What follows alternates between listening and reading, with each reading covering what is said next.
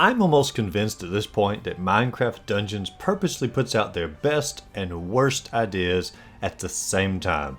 It seems like every single DLC they add something amazing to the game, and then they add something just infuriating to the game as well that makes you forget why you even loved the DLC to begin with.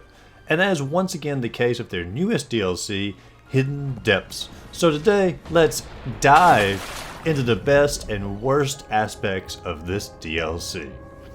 Before we get too far into that, welcome to the Untitled channel. Thanks for watching another Minecraft Dungeons DLC review. The game company keeps pumping them out, so therefore reviews will continue to follow. If you haven't clicked the subscribe button down below, be sure and do that now for your latest gaming news, reviews, content, retro stuff, and a few other things from here and there, and obviously Minecraft Dungeons DLC. But let's get back to Hidden Depths and see how it shapes up compared to the other ones. Hidden Depths scales back from the Flames in the Nether DLC and once again only offers us 3 levels. And I was actually pretty glad to see that because Flames in the Nether seemed like they went for quantity over quality, and I'll gladly take 3 quality levels over 5 subpar levels any day. The first level they offer up in Hidden Depths is Coral Rise, and immediately it becomes evident they went for quality in this DLC. They truly went full force in their dedication to the underwater theme.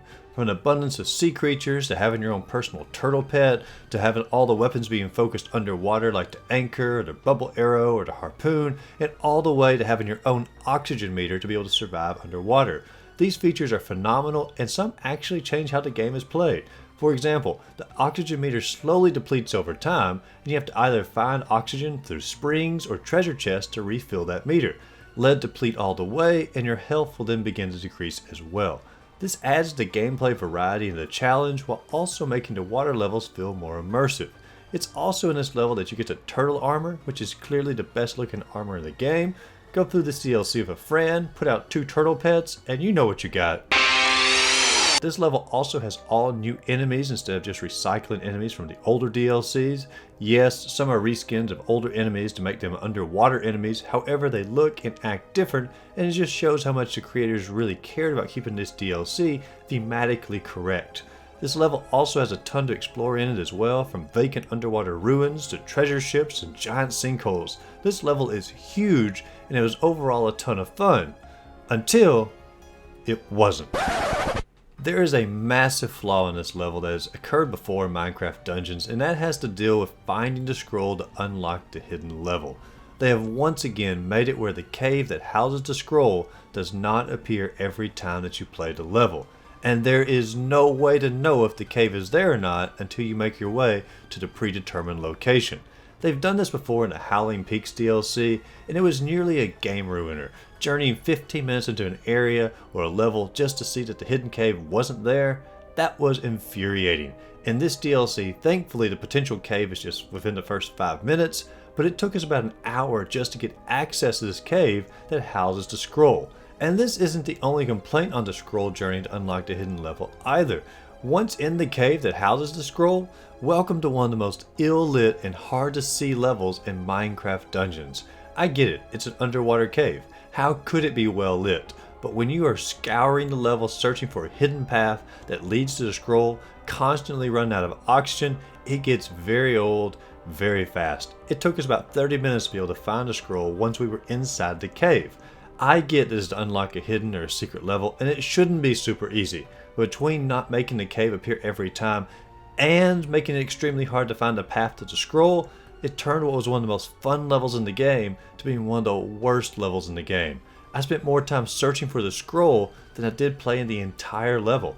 Actually, I spent more time searching for the scroll than I did playing the entire DLC here. Once you do find the scroll, it unlocks the level Radiant Ravine, which has nearly the same aesthetic as the cave from where the scroll was located at. And I don't think this is necessarily a bad aesthetic, but after all the frustration in the cave from the last level, this is the last thing that you want to see. On its own merits, this level is not a terrible level. It just continues on the ocean theme presented in the first level. But following up from the cave journey, it's just simply not my favorite level when it comes to this DLC.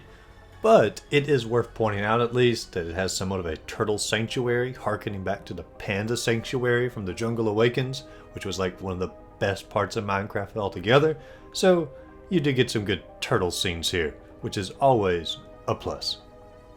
The third and final level in this DLC is Abyssal Monument, and this is another great addition to the game. You get to explore a hidden underwater city and gives me vibes of what I consider Atlantis to be.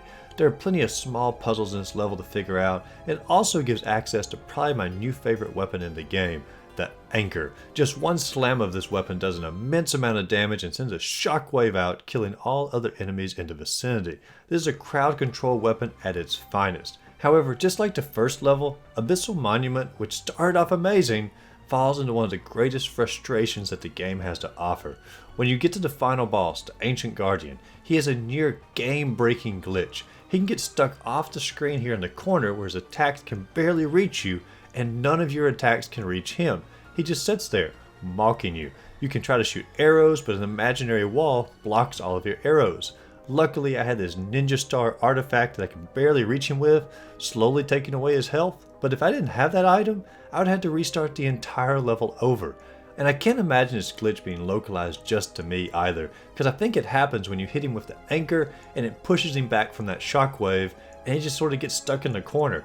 And them giving you the anchor in this level to a boss that is glitched out because the anchor means it has to be happening to other players as well, and that's something that the game developer should have really noticed when creating this boss and this level.